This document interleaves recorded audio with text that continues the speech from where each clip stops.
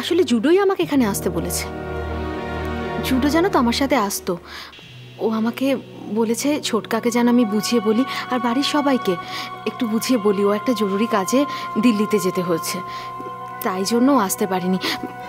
ও কিন্তু এসে সবার সাথে দেখা করে যাবে।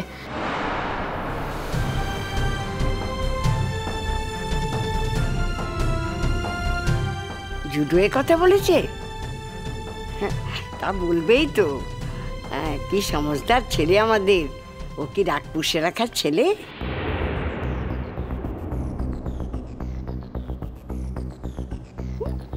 ও শোনো শোনো, মেয়ানি না মিথ্যে কথা বলছে। হ্যাঁ, মিথ্যে কথা। বাপের বাড়ি এসে স্বামীর নামে নিন্দে করতে আছে, তাহলে মিমি যেটা করছে তাতে বরং জুডো মানে স্বামীর মুখ উজ্জ্বল হচ্ছে, বুঝলে? এটা ঠিক মিথ্যে নয়, এই মিথ্যেতে সকলের ভালো হয়। তুমি একটু চুপ করে নাও।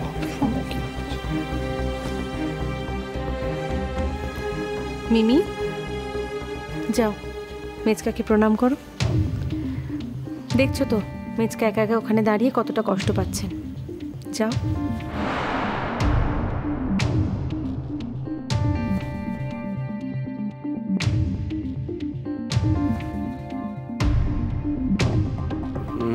না না ঠিক আছে, আমি বরং আমি যাই নীলকে তৈরি করি, ওকে দেখে আসি বরং। হ্যাঁ মেজাবো, আমি দেখছি ও কোথায় আছে, আমি দেখছি।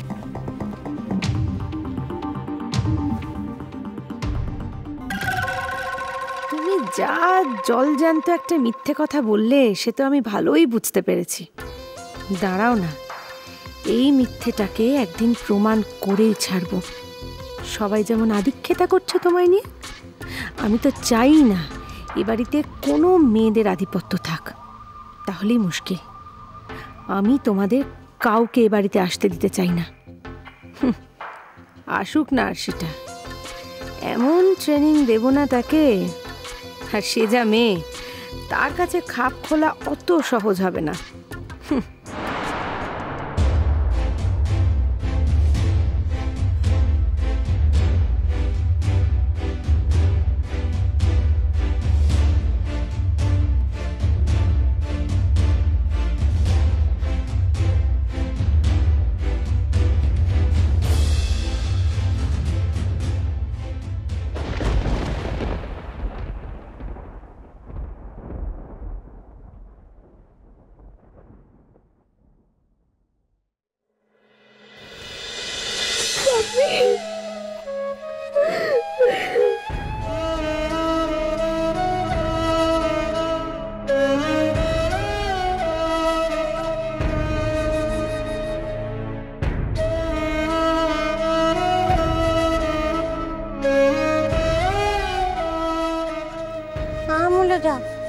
মেঘদাদা কাঁদছে কেন গো? হ্যাঁ, ও বড় বৌদি, মেঘদাদা কাঁদছে কেন গো? হ্যাঁ, মেঘদাদাকে কাঁদতে বারণ করো না বাবা।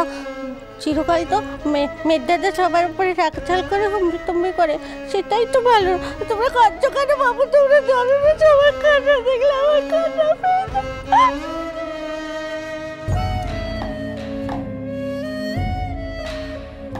অশুভ, কাঁদিস নি বাবা, কাঁদিস নি। মেয়ে যখন এসেছে তখন আনন্দ কর, দেখিনি আনন্দ কর, কাঁদিস নি। আরে মেয়েকে বিয়ে দিয়েছো তো পরের ঘরে যাওয়ার জন্যে।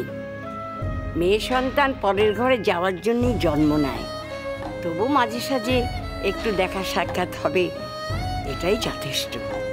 আনন্দ করো শুভ, কেঁদো না, কেঁদো না।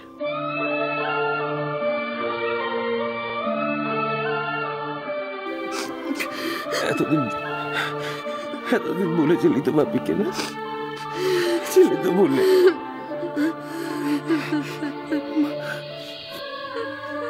তোর বাপের রাগটাই দেখলি, তোর বাইরেটা থেকে বিচার করলি মা, দেখলি না কত কষ্ট হয়, দেখলি না মা?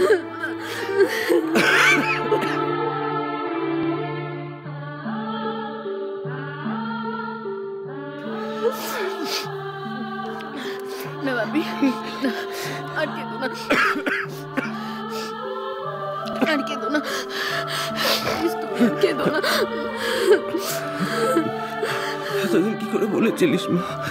নিজের মেয়ের জন্য কষ্ট হচ্ছে তো শুভ। প্রত্যেক বাবা মায়েরই কিন্তু নিজের মেয়েদের জন্য এমনভাবেই কষ্ট হয়। এটা যেদিন তুমি বুঝতে পারবে সেদিন বিয়ে তো আর আটকানো যাবে নি শুভ, কিন্তু যে মেয়েটা বিনা দোষে এত শাস্তি পেল, আজকের দিনে তার কথা একটু ভেবো বাবা, একটু ভেবো।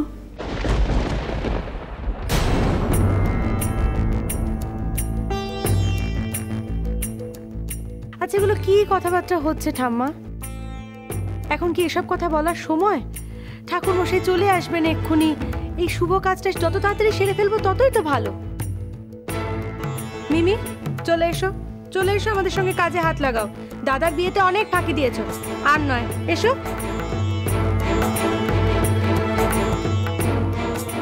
অমর্ত্য, তোমার জন্য আজ এটা সম্ভব হলো বাবা। এটা না এলে আমাদের সবারই খুব কষ্ট হতো। ও বুঝেছি বুঝেছি বাপু। হ্যাঁ, এখন নিজের মেয়ের থেকে পরের ছেলেকে বেশি বেশি করে ভালোবাসতো, তাই তো? আর আমি যে মিমি রানীকে জোর করে নিয়ে এলুম, তার বেলা কিছু নাই, কোথায় না? তুমি তো আমার লক্ষ্মীমন্ত মেয়ে মা, তুমি যেখানে যাবে সেখানেই তো সুখ শান্তিতে ভরিয়ে দেবে। বাপ হয়ে আর নিজের মুখে কি করে মেয়ের কথা বলি বলো? সব কি আর তোমার মেয়ে পায়ে বাপু? হ্যাঁ, সব আমি পারিনি গো। সবই যদি পারতুম তাহলে কি কাজল রানী কোনোদিন এই ঘর ছেড়ে অন্য কোথাও যেত?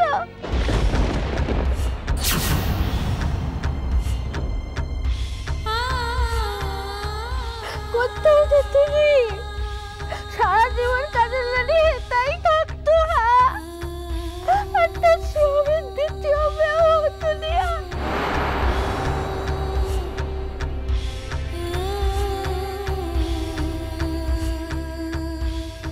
মিমি,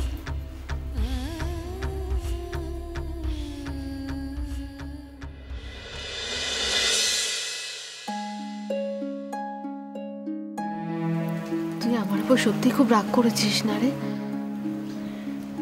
মিথ্যে কথা বলবো না, সেদিন সত্যিই খুব রাগ হয়েছিল রে।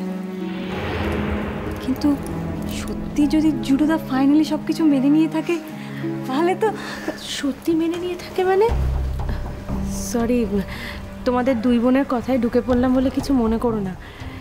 কিন্তু সত্যি না হলে মিমি কি আর সব কিছু মিথ্যে করে বানিয়ে বানিয়ে বলছে নাকি? আচ্ছা, ওর বরের একটা প্রেস্টিজ নেই বলো তো? ওর বরের নামে ও বাপের বাড়ির লোকেদের কাছে এসে বানিয়ে বানিয়ে মিথ্যে কথা বলবে? না না, কখনো না, কখনো না।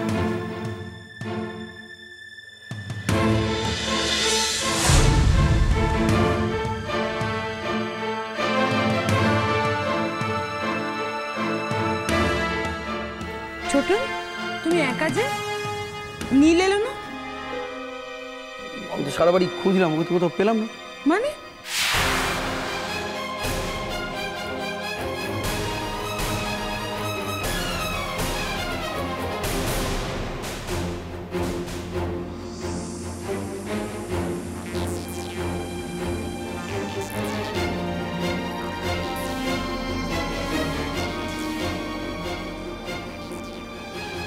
তার মানে?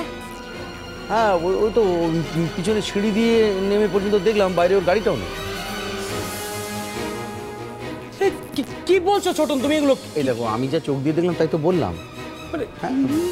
নেই মানে এটাকে আমি তো কিছু।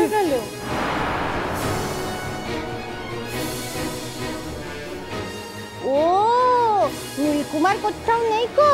তার মানে নীলকুমার নিঘাত আমাদের কাজল রানী ফরফরানির কাছে গেছে। হ্যাঁ,